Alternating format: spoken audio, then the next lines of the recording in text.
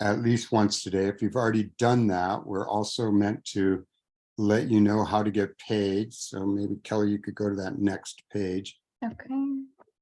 And this is how you get paid. It's a bit.ly. I'm not exactly sure if how they pay you, but that's how you get paid. And should we just go ahead and start this? What do you think, guys? We've got 10 participants. Yeah, let's get started. Welcome, everybody. And for those that need information about getting paid, we'll put this this slide in the chat later at the end of our presentation. So today, Watershed Stewards. Why don't we? There we go. Youth Watershed Stewards program. This is go ahead and go to the next slides. This is a there we go. So the Youth Watershed Stewards, that's the name that we use for a partnership program. It's between John O'Connell High School, our BCT program, that's a building construction trades program, and the SFUSD facilities, the Watershed Project, who is a nonprofit that is engaged in watershed education and remediation and watershed work, and the SFPUC, the San Francisco Public Utilities Commission, and Lotus Water, who's another industry partner specializing in water and green infrastructure technologies. The program goals. So our program is meant to, at all the public, all the elementary schools, or many elementary schools in San Francisco, in SFUSD, there are rain catchment systems that have been built over the years. Many of them are either underutilized, not utilized at all, and almost all of them need some sort of repair. So our goal is to repair those cisterns and bring them, make them operable, and as well as to provide, create and provide engaging curriculum for students at the elementary schools and for students at the at John O'Connell to teach how to build, maintain rainwater systems, and the importance, of course, of water conservation. We, as well, are trying to build internal stewardship, which means at the elementary schools, we're hoping to get people, teachers largely, or garden stewards, whomever is there, to take an active role in keeping the cisterns going. And then in addition to that, we provide maintenance manuals and help to continue those, to keep those systems functional, as well as building hands-on, just green jobs capabilities in students. And at this point, I think I'm going to hand it off to Kelly Teeter with the San Francisco Public Utilities Commission, and she's going to talk to you a bit about green infrastructure. And then Kat Sawyer with the Watershed Project will talk to you about the nuts and bolts of the program, and then we'll handle some questions, and then we'll let you go back to your lives away from SFUSD. So Kelly, I think you can go from here, huh? Yeah, awesome. Thanks. Hi, everybody. Thanks for being here. Thanks, Chris, for the introduction to the program. This has been a really fun collaborative program between all of our agencies, so I'm excited to talk about it today. I just wanted to start with this slide because for anybody that isn't familiar with green infrastructure, this is kind of a good high-level overview. So this slide shows a typical San Francisco street, but it has some green infrastructure in it. So a few types that we see implemented in San Francisco most often are rain gardens, which you can see over here to the right and left of the street, and then also rainwater harvesting cisterns, which is over on the right of this picture. And so that's what we're going to talk about mainly today. Rain gardens are catchment systems that are depressed below the street surface, and they're designed to pond and take in the stormwater off the street and then clean that stormwater and infiltrate it into the soils beneath. And so that helps protect our sewer system because it keeps the stormwater out during really large storm events, so we don't have issues with flooding and water quality control. So that's a great way that the city is building rain gardens. And then we also have over here permeable pavement, which pretty much functions a lot like regular pavement, but it just has gaps in it and it infiltrates into the ground beneath through these little gaps and porous holes, cleaning the stormwater as it infiltrates beneath. And then over here we have a green roof, which is capturing the rain that falls on it and then coming into this through this downspout into this rainwater harvesting cistern. And that rainwater harvesting cistern is capturing that rainwater that's been cleaned through the green roof. And that water can then be used for other non-potable uses like irrigation, street cleaning, watering gardens, things like that. Depending on the quality of water that's in the cistern, you can use it for a lot of non-potable uses, so that you're taking that load off of our water supply, and we're not using, our clean Hetch Hetchy water for things we don't need to be using it for. So those are two main types of green infrastructure. At SFPUC, I work on a host of programs that help deliver these types of green infrastructures through grant programs. And then we also have Watershed Stewards program to help steward the things after they're built. So that's kind of our dual approach. And we have a lot of green infrastructure on SFUSD campuses already that have been built over the years. So I'll just give a couple examples. We've got 2 rainwater harvesting cistern setups here. One of them is at Jefferson Elementary School, and this was built in collaboration with the school and an urban watershed stewardship grant, which they were awarded through SFPUC and bond funding, and then as well as the E.R. Taylor Elementary School, which also received an urban watershed stewardship grant to build those cisterns to help support that school garden that they have. And so those are 2 examples for rainwater harvesting. And then we've also got a couple examples for rain gardens at SFUSD schools. We have this dry creek bed, or rain garden is another term for it, for R.L. Stevenson Elementary School. And so this is capturing a lot of the stormwater that's falling on the asphalt and helping with flooding issues that they were having on site, and also managing stormwater in a sustainable way. And this was built through a green infrastructure grant. So that's our large scale SC green infrastructure grant. And we'll get into the details on that a little more at the end of the presentation, but this was built through that. And then we have our Commodore Sloat Elementary School. This is also a rain garden or dry creek bed that was helping with some of the flooding that they were having on site and managing stormwater sustainably. And Kat was actually the one to deliver this, so she can talk more about it. But the Commodore Sloat Elementary, this rain garden and then some of the asphalt removal in the lower yard was done through an urban watershed stewardship grant as well, which is an SFPUC grant. And they also collaborated largely with volunteer community with the PTA and bond funding. So pulling together all their resources to make it happen. But yeah, those are 2 examples for rain gardens at SFUSD. We have many more, and our program has mainly been focused on cisterns thus far and helping bring the catchment systems back up to a good working order and making them, activated with the school. But we're also hoping to expand to rain gardens in the coming years. So we're looking forward to that as well. Now I'll hand it over to Kat, and she's going to get into more of the details of the program so you can understand what we're talking about. Yeah, like Kelly said, there's a lot of green infrastructure that's been put into SFUSD campuses over the years. And everything that's put in, if it's not kind of regularly used, it's like a rainwater harvesting system, maybe some changes in the garden educator or the teacher that was the champion of the project at one time retires.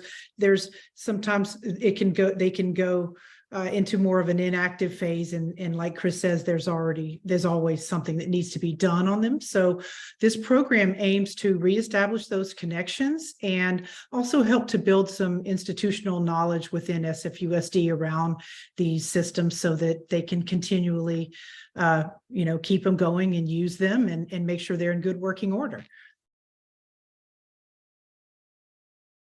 Next slide.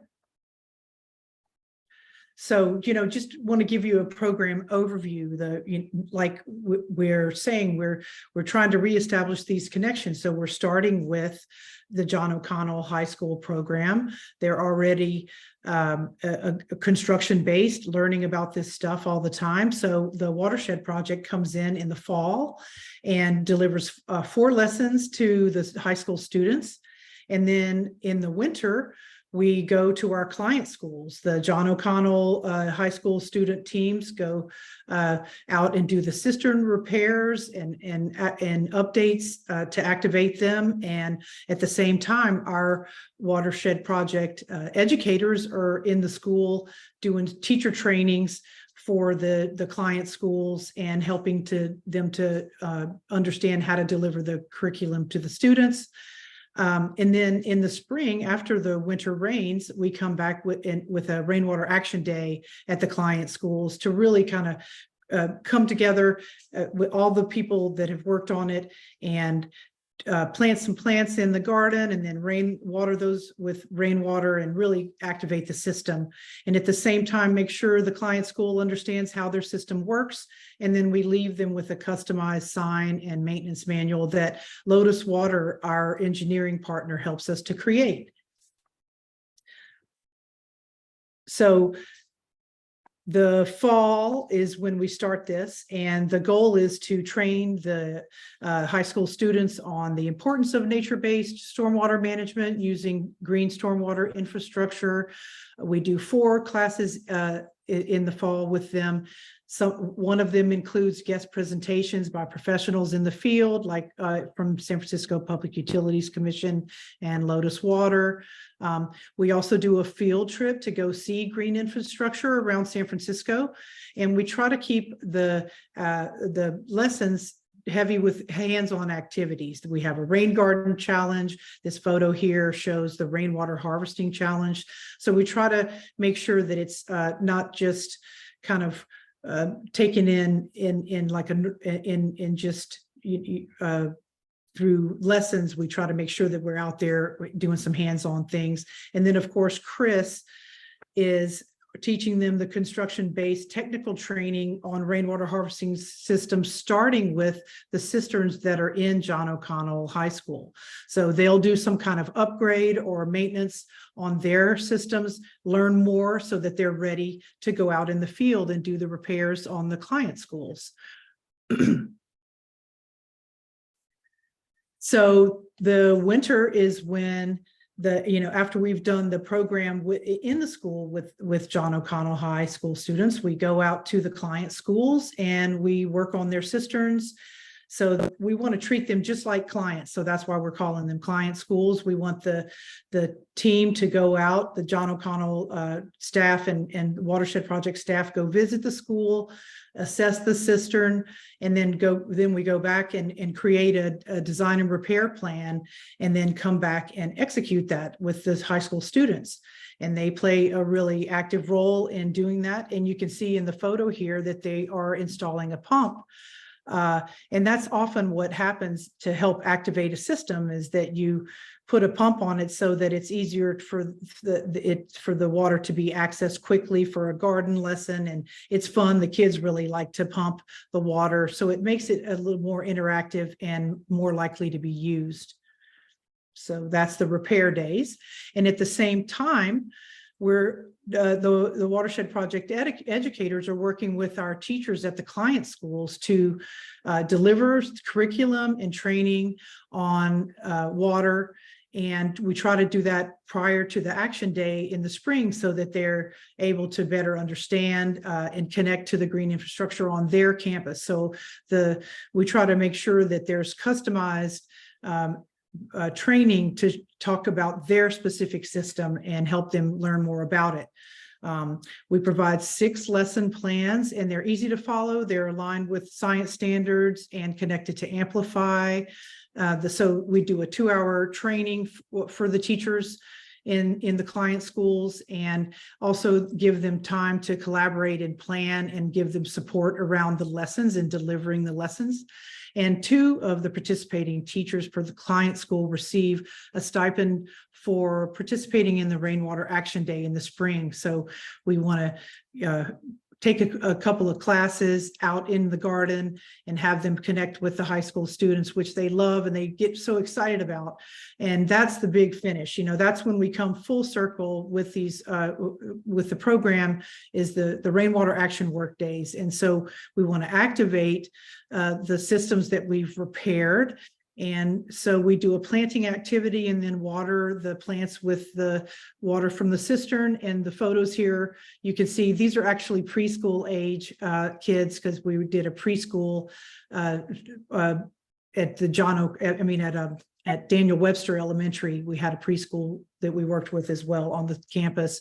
So the high school students lead the activity, and then the client school students are able to connect the curriculum that they've learned to the system on their campus. So that's how we complete the connections, and then we try to make sure that everybody has support around understanding how their system works. I want to pass to Chris now and have him talk a little bit about his perspective. So from an instructor's perspective, my students are high school students. They're doing general construction, all kinds of different stuff. We have a system we've worked on. They learn to use all the tools there. So that's great in this program. But as far as the program for the interaction, what's really probably the best part, and you can see it in these pictures, is the interaction between the high school kids and the grade school the elementary students. You know, it's funny that high school kids are like, oh, I don't like kids, but then look at the smiles on their faces. I mean, it's a great interaction with them. And the elementary school kids are, you know, they just love it. These are like the big kids. They're not teachers, they're the big kids. The action day is a really great interaction for all of them. It wakes up high school kids that there's other people on the planet, and the elementary school kids are just, you can tell they're just super engaged. It helps with student eco-consciousness. You know, students these days are pretty ecology minded and save the world minded, but this actually improves it and gives them some really technical grist to go along with it. Another big benefit for teachers is it's plug and play curriculum. And it's not just curriculum that they hand to you, but there's training to go along with it, which makes it easier to fill some time with some green training in your schools, as well as revitalizing green infrastructure. These cisterns, I see a lot of them, and they just have never been used. Or if they have, they haven't been used for a long time. And it really does kind of bring it back into, to its purpose. As well as that, it does introduce industry partners, which is always great to get the outside world into your classrooms somehow. Through the Watershed project with their training, and they're at the action days, the San Francisco Public Utilities Commission, and who are at the trainings as well, and Lotus Water, another industry partner. It's always great to engage with outside industry partners, just get some perspective on what you're doing and to make your curriculum more vital and real world. It's been a great program for us. I don't know how many years have we been doing it, Kat? How long has this been? Is this 2 years? How We're many? going into our third year. A third year. Mhm. And my students look forward to it. The seniors that did it as juniors, and the ones coming up or typically know what's coming and enjoy it as well. So that's kind of my spiel on it. If you have questions, we're going to have questions afterwards, but Kelly's going to talk to you now about some of the grants for green infrastructure that are available to schools. Awesome. Thanks, Chris. Yeah, so I hope this has been really interesting to you and that you're excited. And if you have green infrastructure on your campus, I hope you'll reach out to us in order to participate in the program. But if you don't have green infrastructure yet on your campus, I just wanted to plug our 2 grant programs so that you can learn more about how you can potentially get green infrastructure on your school campus if you're interested and if it's a good fit. We have 2 green infrastructure grants. Our first is our SFUC Watershed Stewardship Grant. And so that's a community-based public improvement grant, supports planning, design, and construction of projects that are improving stormwater on site. So as you can see here, like the asphalt's being removed and we're putting in a permeable area that's planted with native plantings, also serves as a community garden, and it's helping manage the stormwater on this play yard. And so that would be a good example of a watershed stewardship grant. You have to have, in order to apply, you have to have 501c3 status or have a fiscal sponsor apply on your behalf. And so we find that most PTAs do have 501c3 status, so they can usually accept the grant. If not, they usually partner up with a nonprofit that they're familiar within the community or a fiscal sponsor, which we can provide a list of. There's up to $150,000 in available funding, and there's no performance criteria, so it doesn't need to manage a certain amount of stormwater like our large scale grant program. So it's a bit easier entry, but a tighter budget. So you got to get creative and, collaborate with volunteer hours and, PTA fundraising and just pull all of your resources together. Kat's done a lot of them back in the day. So if you have any questions about what it's like to be on that side, she can probably help out with answering that. So you can get more information on our website. This is a link, and I'll send out the slides at the end of this presentation to those that want it. And also we are opening up the fall cycle soon for both of our grant programs. So definitely keep an eye out if you're interested in applying. It's not too late. You can definitely pull something together, but you got to coordinate really closely with SFUSD folks. So if you're interested, definitely reach out and we can get the ball rolling. This is our other green infrastructure grant. This is our large scale grant program, which is for both public and private properties. So not a community-based program, more of like a parcel-based program. And that's for large private or public properties. So there is a performance criteria of needing to manage at least half an acre of impervious surfaces. So a lot of schools do qualify, but some don't. So that's kind of the middle ground. It's figuring out whether or not you qualify. If you do, then projects can receive up to $2 million in grant funding per project. So that's more of a large scale renovation project. And this grant is also opening soon in the fall. So if you want more information, you can find it on our website or reach out to us at PUC.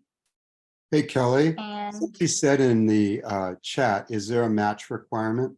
there is a match requirement for both grants. I don't know off the top of my head, or actually, no, I'm sorry. GIGP does not have a match requirement, I don't believe, but Watershed Stewardship Grant does. It is 20 to 25%, depending on the scale. All of that's on our website. I would pull it up right now, but since I'm screen sharing, I can't. I can actually look into that during the Q&A session and answer that question more directly.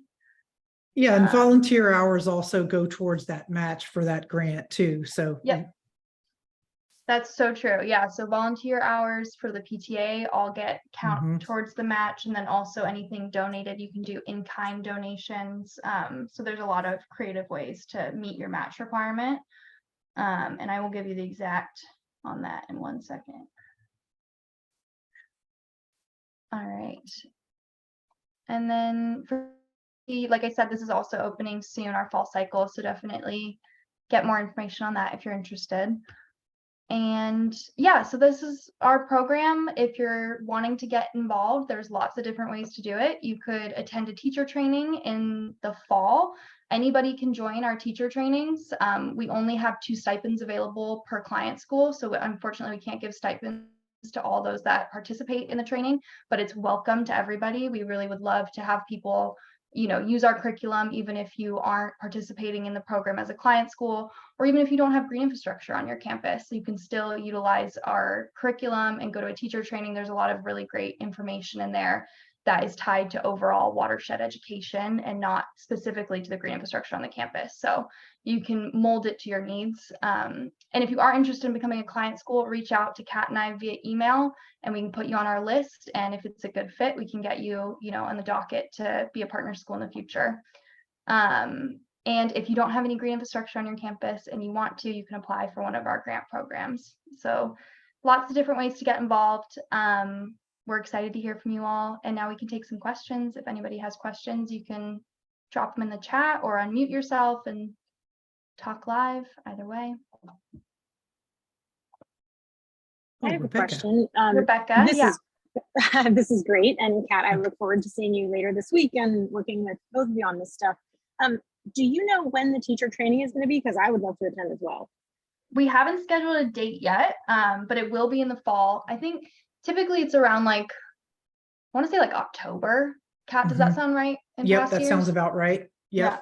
And we'll make sure and invite you. That would be fantastic for you to come. Yeah. Yeah, we tend to schedule it around the availability of our client school teachers. So it'll be a little bit, ad hoc based on how people can fit it into their schedules. We try to work around the client school participants, but we'll definitely let you know. But it's always been in time for teachers to prepare and be ready so that they can deliver curriculum before the action day if they are a client school. Definitely. Yeah, that's really key, is that we get this training on curriculum delivered to teachers so that they can deliver it to their students prior to the spring action day. So it's kind of all culminates together. And we've seen that go really well. I mean, I feel like the last action days we had, it was really cool to see how much the students grasped the curriculum that they had been taught over the school year, and then we're able to really see it connect to the cisterns on their school sites. So that's a good point. Any other questions? And then a quick note about, stipends. Stipends are available to two, but then there's these hours you spend on any of this curriculum or involving with this are definitely, I believe they used to call Prop G, what is it, FWEA now, are appropriate to use for those hours, the 18 hours you get, as if we don't use those already. I hope you use them all. I saw a question about the slides. Yes, I can actually drop, if I can stop sharing into this before everyone hops off, I can drop a link because I published the slides online. Let's see if I can just pull it up really quickly. I think here it is. These are that we had as a backup. This should be available to everybody. Let me put it in the chat. Then we're also supposed to get their feedback too, the last slide, whenever we can too, Kelly. Yes, definitely. Let me get back to presentation mode. Oh, good. There you go. So everybody check out that link that I just dropped in the chat if you're interested in these slides, having a copy of these slides, and just let me know if you have any issues with it. We can also send them out via email, and you can, just an email requesting it if you're having any problems. And to answer Rebecca's question about match, I just pulled it up. So it's a 25% match for large scale projects for the Urban Watershed Stewardship Grant. So that's if you're using the max amount of funding of 150K, that's a 25% match requirement on that amount. And then for the medium-sized projects, which is up to $75,000, is a 35% match. And all that is posted on our website. So the details are there. And I manage that grant program. So if you have questions about it, reach out to me directly.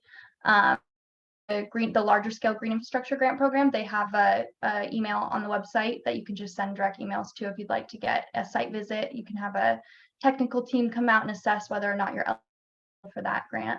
And Rebecca, the deadlines for that, Kelly, when are the deadlines for those grants this year? So they haven't, the cycles haven't opened yet. They open in the fall, and then we'll know the deadlines. The deadlines are typically about a month after opening. So usually is around October, but it really depends on when the resources get published. But it's best to start early. Like if you are interested, start right now, because there's all the resources that you need are on the website. There's guidebooks for both grant programs that walks you through developing a grant and figuring out if you're eligible. So you don't need to wait until the cycle is open. The cycle opening is just for submitting your application. So definitely good to get started early. And Jim, you had a question? Oh, yeah, I think it just got answered. I'm a teacher. And so, after I peruse the materials, maybe talk with admin, and it looks like it could work for us, the next step, of the three of you, who would be the best point of contact for, learning more info or doing the next thing? Are you interested in a grant, or do you think maybe more of a good fit as a client school because you maybe have some green infrastructure on your campus that needs some TLC? I need to research that. Okay, yeah, definitely. And I mean, we have clubs, we have different things that could make it Where work. are you at, Jim? I'm at Thurgood Marshall. Okay. Yeah, I would say look into seeing if you have a cistern on your campus. And then if not, definitely reach out to us about grants, because that would be, we haven't expanded to rain gardens yet, but grants could be a good place to get started. And Okay. if you're interested in grants, you would reach out to me at SFPUC. But if you have a cistern that needs activating, then you would reach out to Kat and Chris and myself. Okay. Get you in the loop on our program. Thank you. This is awesome. Thank you. Anybody else have a question or have some green infrastructure on their campus need support with? I think we only have a few more moments anyway here. Okay, so I'll go to the feedback slide then maybe, if there's no other And for questions. those of you out there, you may have green infrastructure and not know it. There's a lot of cisterns Mhm. out there. Am I correct? Yes, Kat, you've done a bunch. Kelly, you've been involved. So I'm sure that there's a lot of stuff out there. You may have it and not even know it. It can be as small as a 55-gallon drum attached to a shed. And, that can really be sufficient. So, do a little investigative work. mhm. Great. Well, thanks everyone for participating. If you can give your feedback through this slide, that would be great. I think you can, I don't know if you can like scan it with your phone. It seems like that's what this is for. If you hold your phone up to the slide, hopefully it'll work. I think that's what it's Try it. going to do. Let's see. Let's see. I'm just gonna test it. I wonder if I have to move this. That worked. Yep, Did it work? Oh, good. Perfect. Yep, great. All right, well, thanks everyone. And let me know if the slides are working for you, the chat link that I sent out. If anybody needs me to email them to them, I can do that. I'll just go back to our email slide really quickly so that folks have our emails.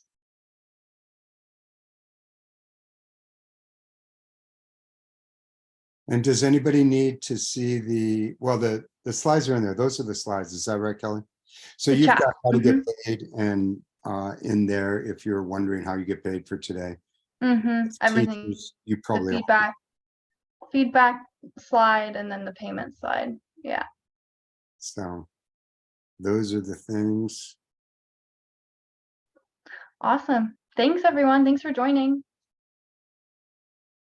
Have a good rest of your digital day. It's almost done. I think everybody's got everything they need. There's lots of thank yous coming through. Should we leave this thing? What do we do now? Do we just Yeah, because I was gonna say if we end it, I wonder if they just get the recording or if we need to send it to anybody. Oh, it's recording. I'm pretty sure that it's There we theirs. go. I Right. just stopped sharing. But yeah, the recording I think will just get saved into their platform then, so we don't need to email it to I think so. anybody. That's what they said. Yeah. Okay, Oh, great. awesome. Awesome. Thanks, guys. All We'll right. chat soon.